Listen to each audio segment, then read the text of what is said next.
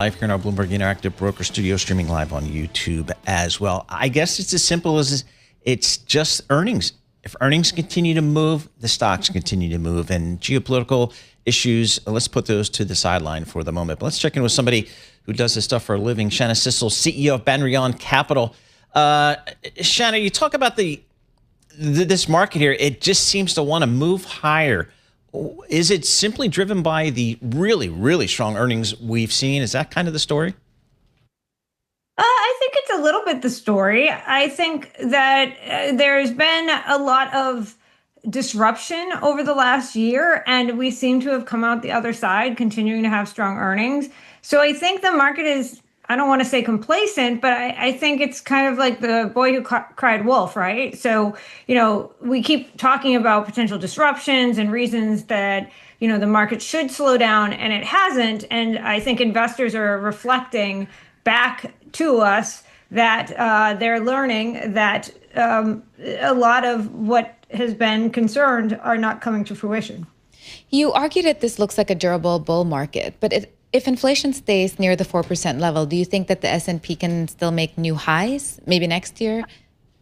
I think Chairman Warsh kind of talked about this before.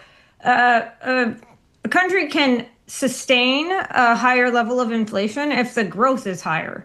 And that looks to be the case. So while the Fed focuses on its mandate of controlling inflation and prices, as long as the economy continues to grow at this rate, with AI really driving that bus, if you will, I don't see a reason why we can't sustain a bull market as long as growth continues to surpass inflation.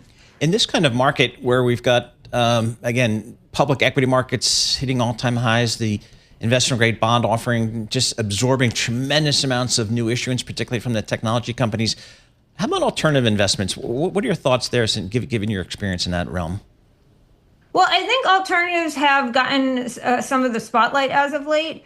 They certainly bring diversification into a portfolio and help to deal with some of the volatility that we see. I think given Chairman Warsh's policy of not providing any sort of forward-looking comments on the economy or on Fed policy, the market is likely to be more volatile. The market has been able to kind of predict Fed movement as a result of the fact that the Fed has always been providing forward-looking comments, and it has behaved accordingly. But in the new regime, you're not going to see that as much, and I think that can lead to increased volatility, which is favorable for alternatives in general, but particularly for what I like to call the diversifying alternatives, which are things that are like managed futures, hedge fund type of strategies like long, short, market neutral, event driven, things of that nature. But it also could be favorable for things like private equity and private credit, where there's an alternative need for funding and